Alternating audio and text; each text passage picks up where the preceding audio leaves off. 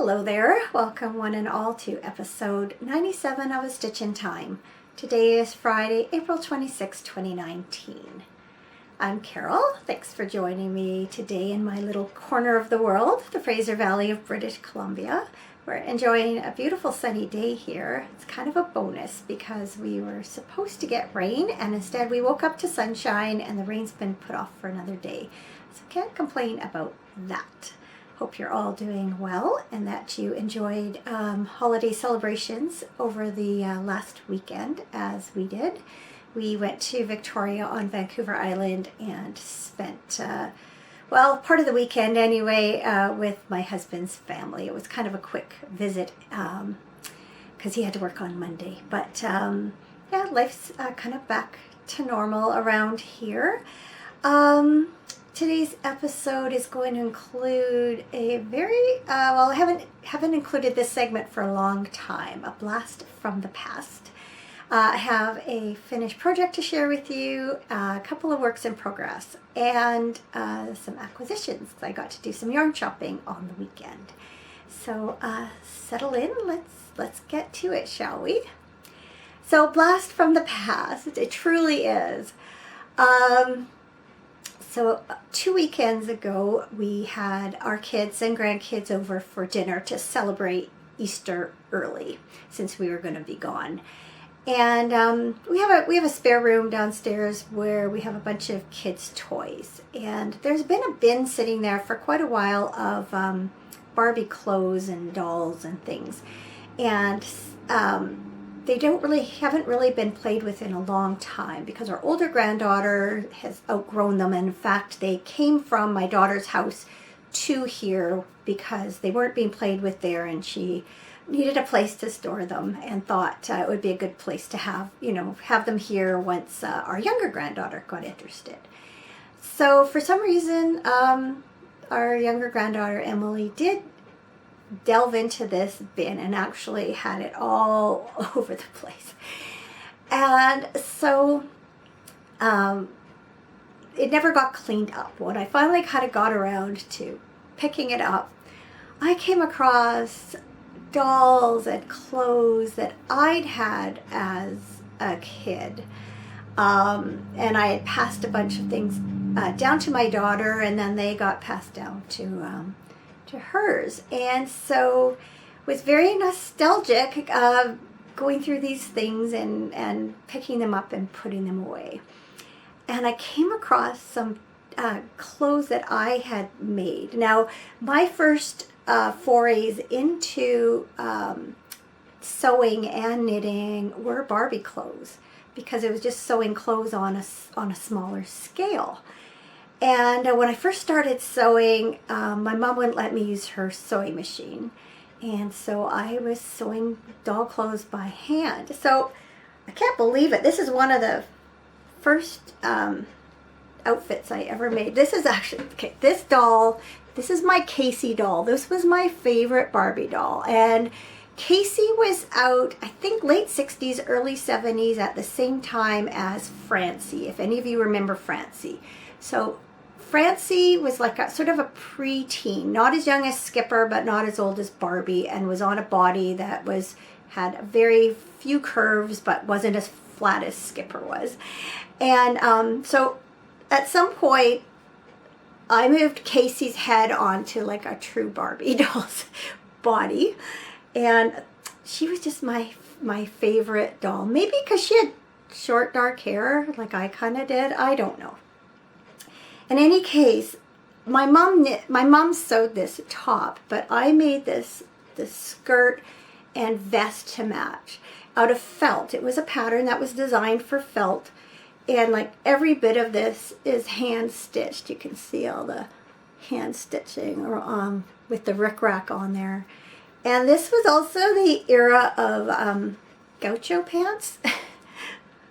So of course Barbie had to have gaucho pants also to match this outfit. Can you just tell the era? This probably sewed these, I'm guessing I was probably about 11 or 12, something like that. Anyway, it was just kind of fun to go through. And oops, I lost one of her shoes. Do you guys remember these shoes? Oh, yes. And we had a pair of brown boots that I used to put her in with this outfit, and she just looked smashing. Anyway, so that was my first sewing, and I came across like same era. Oops, gotta pick that up. There was a felt dress that I made for Skipper, and all the hand stitching. Look, it even has twill tape on the back. And had a little jumper or vest that went with it. Yeah, anyway. So that was sort of my first sewing that I had done. Maybe not particularly those outfits, but certainly that era. And I was also getting into knitting, and I know there were things in between. When I first learned to knit for brownies, we had to knit a little square for a not a blanket, but like a can't think of the word, like a tree skirt kind of thing that went around our toadstool. Because I think in the third year you had to knit a square, and I know I did some things between then and this era, but like not too many, and I made this little skating outfit, and it's very fine yarn, and my mom probably had it for baby things. It says mohair around the edges, and look at the beads and sequins around the edge, and this would have been done on double pointed needles. Like, look how fine that is. So I was pretty impressed that I did that. It's probably one of my first real knitting projects. And then I found this dress too that I had, little mini dress. Anyway, so yeah, I at the time I probably didn't think anything of it, but now I look back and go, wow, that's pretty ambitious for an early project. Considering, especially since I avoided socks for years and years and years because of the little needles and the double points and all that stuff, and now, I knit them all the time. So I also came across some things that my mom had knit for our Barbie. So these were like matching sweaters for Barbie and Ken. There's a little, like a Chanel type jacket. And like this hoodie. And look, it's got like a little zipper and everything. So yeah, anyway, I just thought it'd be fun to share those things with you. Stuff all over this. These obviously got played with outside because there's little bits of grass all over them. Anyway, yeah, look at this, and real little pockets. Crazy, huh? Anyway, yeah, it was fun coming across those, and yeah, going down memory lane a little bit. Okay, so let's fast forward to today's knitting. Had some travel time, and so I managed to finish my Tea and Biscuits socks. This is knit from Ancient Arts Sock Merino in the Tea and Biscuits colorway. So, fingering sock. And then the coordinating heels, toes, and cuffs are knit from this yarn, which is from Midnight Cravings, Sweet Sock, and Amethyst Brooch. So yeah, if you remember correctly, I had knit a whole sock and bound it off, and then decided it was too short. I'd kind of goofed up on my measuring of the heel to cuff measurement, so I had ripped them back and added extra yarn in. So now they are plenty long enough in the leg, and I have told you many times how much I love this colorway of yarn. And I just, you know, it's a good sign when you just don't get tired of knitting with it. Because sometimes by the end of a pair of socks, I'm just, ready to be done. In this case, I enjoyed every minute. Well, maybe not the ribbing, because that's never the fun part. But anyway, got a new pair of socks. And I love that colorway so much that I was seriously thinking about making a sweater out of it. And last week I showed this pattern to you, Light Ease. And as you can see, it's a raglan sweater with a cowl neck, and it has a contrasting yoke. And then this is shown in a variegated body and sleeves. So when I was in Victoria, I had a gift certificate from Christmas for the for Beehive Wool Shop, and then as it turned out, which I hadn't realized, they have cards that they stamp, and I had a full card, so I also got 15% off of my purchase. So we did not have a lot of time, and I'll get into that later, but I went straight to the Ancient Arts yarns, and as luck would have it, they had 3 skeins of tea and biscuits. So I grabbed them, of course, and then I looked around for a coordinating skein. So they had they did have a skein of Ancient Arts sitting next to the tea and biscuits colorway that certainly looked okay on the shelf or on the wall, but as I pulled it out, I thought it wasn't quite what I wanted, and I really did want something quite close to this amethyst brooch colorway because I thought it worked really well. And I had some help with one of the salespeople, and we found this skein of Sweet Georgia Tough Love sock, which you can see it's very similar, just a little bit more intense, which is probably not a bad thing for my coloring to have that.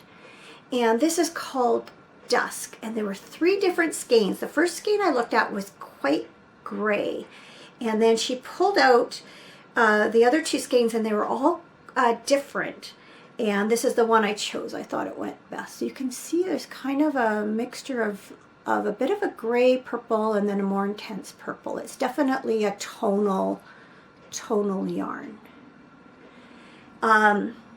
So I was delighted to find that, and I cast it on like Sunday night after we'd gotten home.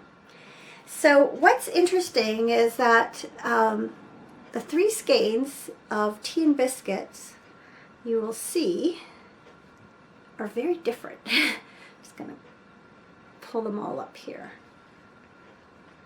Look at the difference. That's the same colorway and the same dye lot, and yet there's an obvious light, medium, and dark version.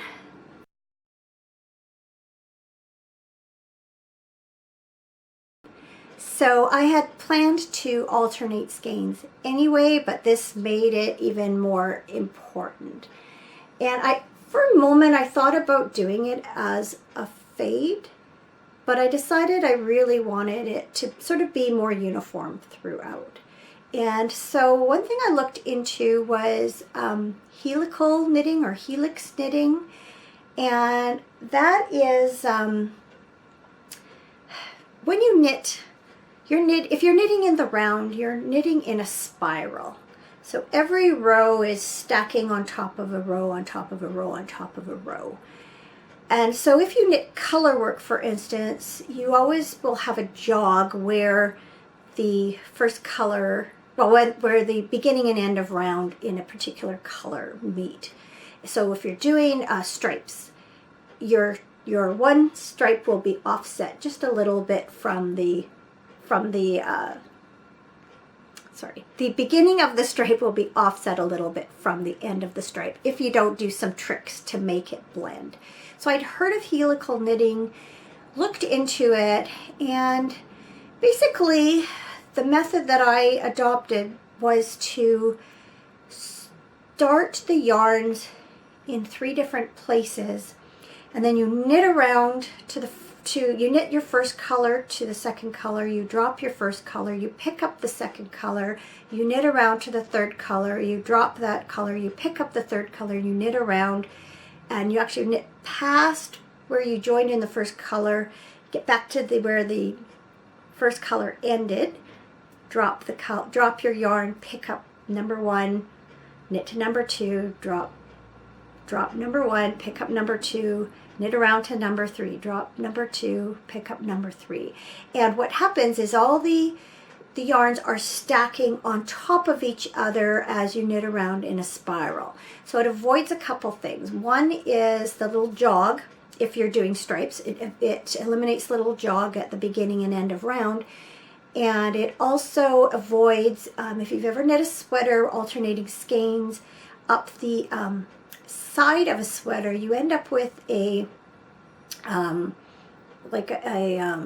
twist of stitches up the inside of your sweater, and that eliminates that too. So I decided to give it a go, and I had a few challenges, but in the end I finally kind of figured it out. So I'll show you what I've got done so far. Okay, so this is the front. So there's the front. So you can see I've done all the yoke,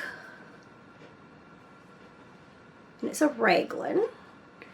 And then I've joined in, and you join in the contrast, or the main color I guess it is, begins before you divide for the sleeves. So had about an inch or so of knitting before I divided for the sleeves, and since then I've done maybe 1.25 inches or so. So let's see if I can hold this back. Of course, it's on, like, the needles don't make it easy to show, but I'm off to a good start. So I'll see if you can see in this light the different tones in that purple yarn. And then I've been pretty happy with how these yarns have been distributing. There's not too much pooling going on.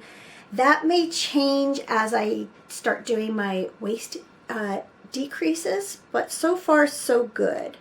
And what's happening is, because of the way that I am doing the helical knitting, the light always sits on top of the medium, and the dark always sits on top of the, no, hang on, whatever. They all sit on top of each other every round, so you're never getting one section where you have tons of dark yarn or one section where you have tons of light yarn. They are very evenly distributed throughout. So it's a little bit of a hassle in that I'm juggling 3 skeins of yarn every round. At the same time, it's really worth it to just have the colors truly, distributed evenly, and not be worrying about obvious changes of color or anything. So I'm almost ready for my first waist decrease. So I've been enjoying knitting on this a lot. Like I said, I did take a few attempts. I had added in the colors, didn't like how they were distributing to begin with, so took it out, and then I can't remember what I did next. Something I wasn't happy with, took it out.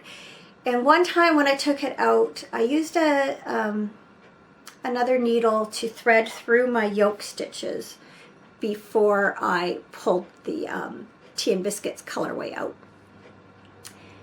And then when I joined back my Tea and Biscuits, started knitting again, I mistakenly kept knitting with that needle, and that needle was 0.5 millimeter smaller than the needle I'm using to knit this sweater, which is a 3.5. And I was ready to divide for the sleeves before I realized it. And there was a definite difference in gauge between the yoke and the sweater, and I thought, yeah, I can't do that. So took it all out again, started again, but I am quite happy with it. Now, there is one thing you have to do when you reach the point where you change yarns. is you have to not pull those stitches too tightly, because you don't want an obvious place where the stitches are joining. And what I don't know if you can tell, if I just hold it here, obviously the stitch marker is a giveaway, but I don't think it looks too bad where they're joining. And if you look at the back, oops, slipping a few stitches off here. Grab those before I lose them. If you look at on the back, you'll see there is no line of twisted stitches running up the back side of the fabric the way there would be along, like say a side seam if you were doing it along the sides. There is a little bit, I can see a little bit of a gauge or a tension issue there, but I'm hoping it's going to block out. Famous last words, right? But I am intending to give this a little bit of a steam or a little bit of a spritz and just see if that is going to be noticeable, because on either side of the yoke, that one seems a little more noticeable. You can see almost like a fold up here. Now I haven't woven in ends from underneath, so there's a little bit of a jog there that I can fix that. I just have to just experiment a little with my gauge, and just hopefully that is not going to be something that's really unsightly.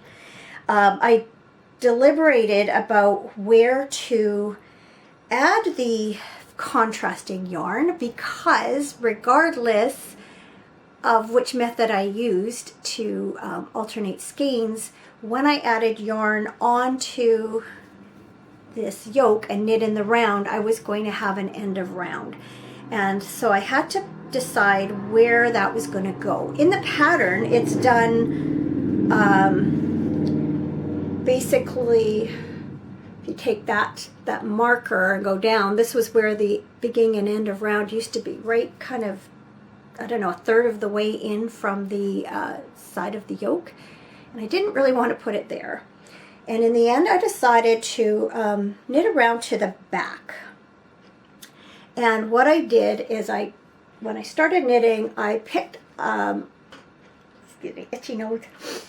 I picked a part of the yarn that had a similar color in it, so that the jog would not be that obvious. And if you look closely, you can see here's where my one round ends and the other begins. But taken as a whole, it's really not really obvious, because there are other parts where the dark colors intersect with that dark yoke, and so that line is not so obvious. So anyway, that's a lot of talking about that. I will put some links in the show notes to tutorials on helical knitting or helix knitting. I kind of took aspects from various tutorials and fiddled with them and applied it. So I just realized my next work in progress is out in the living room, so I'm going to put this on pause for a second, go get it. Anyway, yeah, I'll put the links to those tutorials, and if you want to explore it for yourself. So I'll be right back with my next work in progress.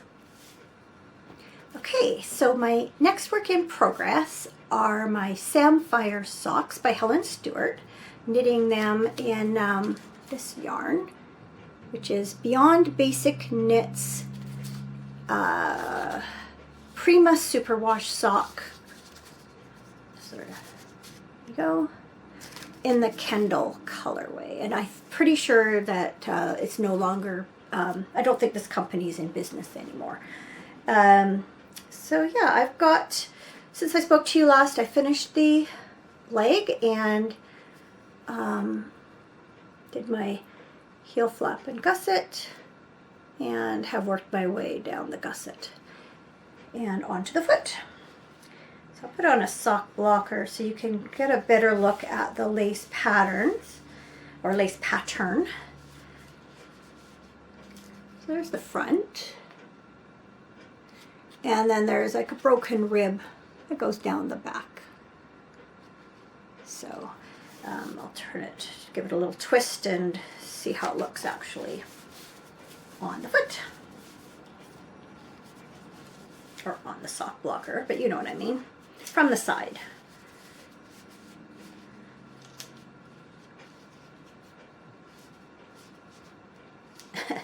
Trying to center it. That should do. So there you go. So yeah, liking those, but I have to say that ever since I brought my new yarn home to play with, these socks have seen zero love. I've been just really focused on that sweater. So no rush with these. The new pattern doesn't come out till I think June, so I have lots of time. I actually, before I recorded, got an email which was the Curious Handmaid or Helen Stewart's newsletter to say that there is a new new shawl society coming our way. So I'll be sorely tempted to join that. I've had fun with the one she has done in the past for sure. So, like I said, Cameron and I both went to Beehive. Our plans were to head over to the island on Friday, and then Beehive was open till 4 o'clock. And so we're going to go downtown and hit up Beehive before we headed over to my brother-in-law and sister-in-law's place.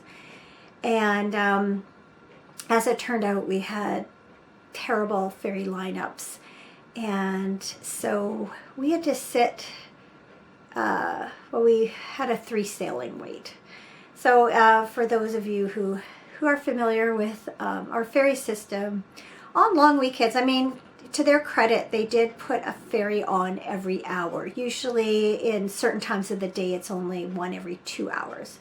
So they did have a lot of ferries going, but it wasn't enough to handle the traffic they had. And when we drove up to the ferry terminal, it actually took us a half an hour to inch our way up to the ticket booth to actually get our tickets. By then it was 11 o'clock. And the 11 was just leaving. The 12 and the 1 were fully booked. We were told probably the 3 we'd be on, maybe the 2. And as it turned out, we got to be on the 2 o'clock ferry, but it didn't leave till 2:30. So it takes about an hour and a half to sail from Tsawwassen to Shorts Bay, just outside of Victoria. And so, yeah, that meant we couldn't do Beehive that day. And so we went out in the morning, and it was just time for a really quick trip. So I knew I wanted to get that yarn for a sweater, so I did that. And then I spotted this skein of Malabrigo Arroyo in the Jupiter colorway. And I had bought 3 skeins of this yarn. It turns out the last time that I was at Beehive, I was trying to figure out when I had been there and bought it. And since I bought the 3 skeins, I've been looking at different patterns for that yarn, and it looks like I really need 4 skeins for some of the types of sweaters I'm wanting to make with it. So when I saw this was the one and only skein, I grabbed it. So I pulled out my other 3 that I had bought last November. And I don't know if they're the same dye lot. They say specifically that there is no dye lot. And they are, whoops. It does look somewhat different, I think. But honestly, if I were to throw them all in a pile and mix them up, I'm not sure I could tell which one didn't belong. It's certainly not different enough that I won't be able to blend them by alternating skeins. And so yeah, it was just I happened to spot it, and I thought, yeah, I'm gonna grab that so I can do something with that coming up. And then you also always have to buy sock yarn, and this one was on the shelf and just happened to catch my eye because of pretty colors. and the sparkle. I don't know if it's catching it in the camera, but it's a sparkle. Let's see if I can get the sun on it. No, the sun's actually disappearing. It's clouding over, but so this is Opal Glitter in the Shine colorway, which is $96.70, and that's how it will knit up. So yeah, so those were my acquisitions. So I think I already told you that I had a gift certificate plus a discount, so that was a good time to go shopping. What am I reading? The Labors of Hercules by Agatha Christie. This is a Hercule Poirot set of short stories, and the premise is that you know, Hercule, same name, and he is kind of settling down, not taking as many cases, and he decides that he's going to do 12 more cases before he retires, but they have to really appeal to him, and he has to have some indication that they fit into the stories of the 12 Labors of Hercules. I confess I've never read what those legends are. All the titles are obviously named for the different things, like the Nemean lion, the Lernean hydra, the Arcadian deer. I don't know what those things even refer to, but as he's being introduced to these problems, if something about them has some resemblance to one of the labors, then he reads that as a sign that he's meant to do them. So I'm down to the 12th. One more to go, and then I'll be finished that book. I must have read this one fairly recently, and when I say fairly recently, I mean probably within the last 5 years, because some of the stories are definitely familiar to me, and in some cases I've even sort of either figured out or remembered how they resolve. So anyway, yeah, nothing deep, just plugging away at my Agatha Christie collection. So yeah, that just leads us to what's going on around here. So yeah, this weekend we went to Victoria. We actually didn't really celebrate Easter. We had to come back on Easter Sunday so Cameron could go back to work on Monday, and but we were gathering on Saturday for two reasons. One was to celebrate my mother-in-law's 94th birthday. So we were at my brother-in-law and sister-in-law's place. We went and picked her up and brought her down there, and we had a brunch, family brunch, which brunch is actually more like a mid-afternoon meal. It was more like a late lunch, early dinner, as it turned out. And then when that was over, some of my brother-in-law and sister-in-law's friends and work colleagues came over to celebrate their recent retirements. And so there was a party after a party. And the weather was, it could not have been better. It was a beautiful, beautiful, beautiful sunny day there. And so we're outside. They have a really lovely yard that they've built a really nice deck and have lots of plants around and trees. It was just such a nice place to sit and visit with different people. So yeah, couldn't have asked for better weather. And Cameron's other brother and his wife were also staying at the house, and so we had some opportunities on Friday night and Saturday night just to have time with the six of us, which doesn't happen very often. So yeah, it was a good weekend. Travel, thankfully, on Sunday was not too bad. We ended up going out for brunch with the brother-in-law and sister-in-law that we stayed with, because the other brother and his wife were going to spend time with her family that morning before heading home. So we went for brunch and then hit the ferry lineup, and we were, I think we were there about 11:15 and got the noon ferry. So definitely going home was much less busy. I don't know what it was like on Monday, people heading home out, after Easter itself. A lot of people would have had the holiday Monday off, but we lucked out for Sunday anyway. I'm trying to think what we did when we came home. I guess we went and got groceries and just, yeah, settled in for a quiet evening. I think that's what we did. Yeah, because I cast on my sweater. I actually didn't knit on it a lot. I was kind of tired by then. I think I picked up the Tea and Biscuits socks and was working on those to kind of finish them. But yeah, that's what we've been up to with that. Curling's all done for us. Our last night was last Thursday. So, but we have begun ball season, so we were able to get in a game last week, and just this past Wednesday the weather cooperated, so we're back into ball. It's good to see a lot of the team members again after not seeing some of them since last ball season, and so that's always fun to kind of get reacquainted and get back into the rhythm of things. I think I told you I was hemming some curtains for my sister, so I was kind of putting that off. I made some tie backs also, so I decided yesterday was the day, so I knuckled down and got those done. And I knew it wouldn't take a long time. It was just a matter of an afternoon, but it was it's good to get that now off my shoulders. And actually, she's coming over later this afternoon to pick them up, and then we're going to go have dinner together because my husband has a meeting that takes him through dinner, and her husband is unfortunately in the hospital. He had surgery on Tuesday and is going to be in the hospital for a few days, and so thought she might enjoy little sister time. So that's what we're going to do. And then on Saturday we're going over to our daughter's for supper. And then taxes. Got the taxes out the door this week too. They're all mailed away.